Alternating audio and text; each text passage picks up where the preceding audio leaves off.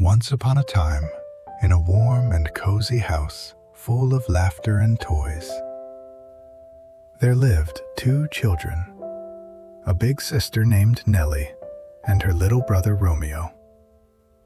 Nellie was 9 years old. She was kind and patient, with a gentle smile and clever ideas. She loved building things. Her greatest treasure was her Lego collection. Boxes full of colorful bricks, tiny cars, little houses, and funny figures. Every afternoon, she sat on the soft rug in the living room and created magical worlds. She talked to her Lego people and said, "Hello, little family. Today we will build something wonderful." Romeo was 3 years old. He was small but full of energy. His eyes were big and sparkling, and his laugh was loud and happy. He loved to wear his superhero cape. Sometimes it was red, sometimes it was a towel with stars, sometimes it was Mommy's scarf. He would run around the room shouting, "I am Super-Romeo! I can fly, I can jump, I can save the day." That morning, Mom and Dad kissed both children goodbye. "We are going to work today," Mom said softly. "We'll be back in the evening when the sun goes down. Be good, listen to each other, and have fun." Nellie nodded. "We will, Mommy. I'll take care of Romeo." Romeo waved his cape high. "Super-Romeo will protect the house. Bye-bye, Mommy. Bye-bye, Daddy." After breakfast, Nellie went to the living room. She spread out her Lego bricks on the rug. Red ones, blue ones, yellow ones, green ones. She started building her biggest tower yet. It was tall and colorful, with a little flag on top and tiny windows full of Lego people waving hello. She hummed a quiet song while she worked. "Build it high, build it strong, my Lego tower all day long." Romeo watched from the door with big eyes. He put on his cape and tiptoed closer. "Super-Romeo is here," he whispered. He reached out and rolled his favorite little red car very slowly toward Nellie's tower, just to see if it would bump it a tiny bit. Nellie turned around. "Romeo, careful, my tower!" Romeo stopped the car right before it touched anything. He looked up at Nellie with his big, innocent eyes. "I was only playing, Nellie. Super-Romeo wanted to see if your castle is strong." Nellie smiled softly. "It's okay, Romeo. You can play too. But let's build something together this time." So they sat down side by side on the rug. Nellie showed Romeo how to place bricks carefully, one by one, very slowly. Romeo added a little garage for the cars. He put a superhero flag on top. He even made a tiny bed for the Lego people to sleep in. "Look, Nellie, this is where the Lego family sleeps at night," he said proudly. Nellie laughed. "That's perfect, Romeo. They will have sweet dreams." They played for a long time. Romeo made funny voices for the Lego people. "Hello, I am happy today." Nellie answered back, "Hello, I am happy too." They giggled together. The sun moved slowly across the sky. The room felt warm and full of love. Later, they ate lunch together at the little table. Mom had left sandwiches and apple slices. Romeo made his sandwich into a superhero shape. Nellie helped him cut it carefully. "Super sandwich for Super-Romeo," he shouted. Nellie smiled. And a gentle sandwich for gentle Nellie. After lunch, they played outside in the garden for a while. Romeo ran in circles with his cape flying. Nellie sat under a tree and read a picture book about animals. She called Romeo over. "Come here, little superhero. Look at this bunny in the book." Romeo sat next to her. "Bunny is cute. Like you, Nellie." Nellie hugged him. "And you are cute like a little lion." When the sun started to go down, they came back inside, tired but happy. Nellie put her Lego tower on the shelf so it would be safe overnight. "Good night, my little Lego family," she whispered. "See you tomorrow." Romeo yawned big. "Good night, Nellie. Super-Romeo will watch over your tower." Nellie hugged him tight. "Thank you, little superhero. I love you." They brushed their teeth, put on pajamas, and went to bed. The house became quiet.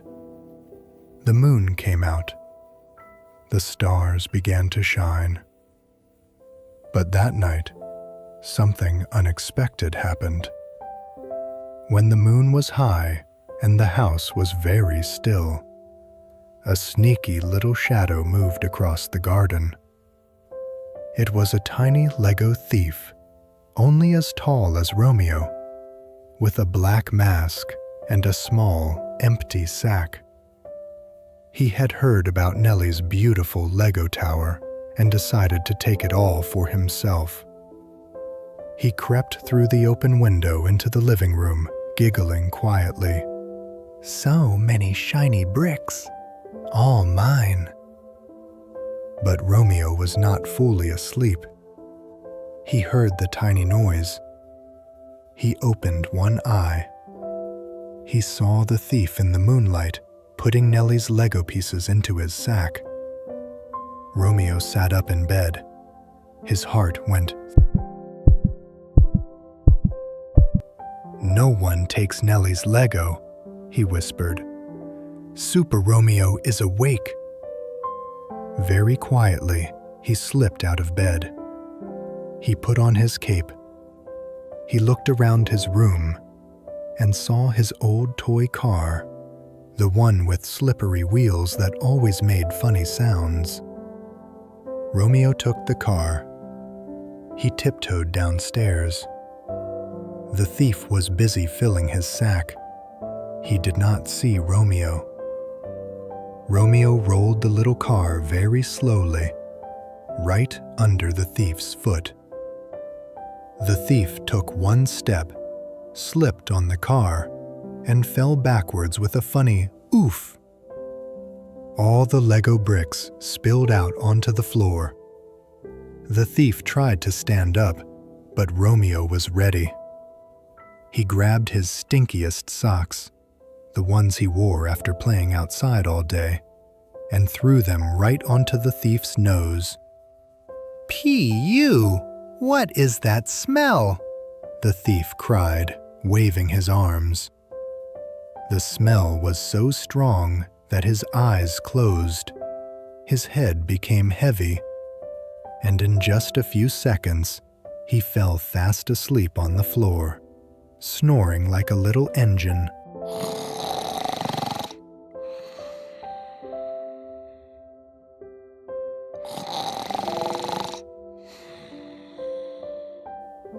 Romeo smiled proudly. Super-Romeo wins again. He took some soft jump rope from the toy box and gently tied the thief's hands and feet. Not too tight, because Romeo was a kind superhero. Then he ran upstairs. "Nellie, Nellie, wake up! Super-Romeo saved your Lego!" Nellie rubbed her eyes. "My Lego? What happened?" "Come and see," Romeo whispered excitedly.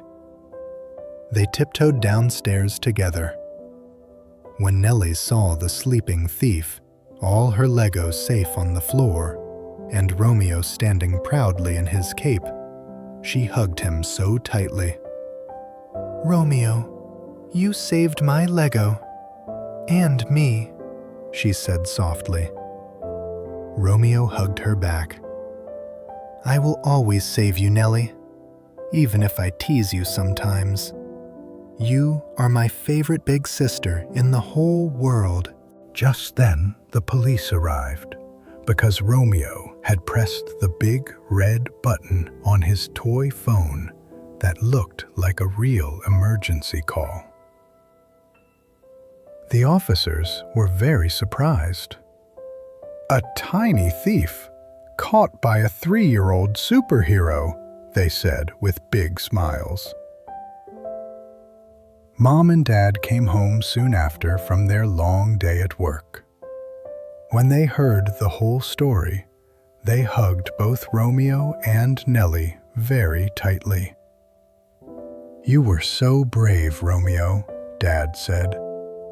"And so kind to protect your sister," Mom added. Nellie looked at Romeo with shiny eyes. "I'm sorry I got mad when you moved my Lego," she whispered. "I know now.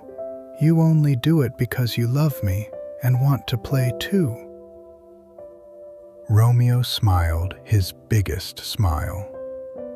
"And I promise I will only move your Lego when you say it's okay, because Super-Romeo always listens to Super Nellie." From that night on, things were even happier in the cozy house. Romeo still wore his cape every day. He still ran around shouting, "Super-Romeo to the rescue!" But now he also helped Nellie build the tallest Lego towers. He shared his cars. He gave her big hugs. And every evening, when it was time to sleep, Romeo would sit next to Nellie's bed and whisper, "Good night, Nellie.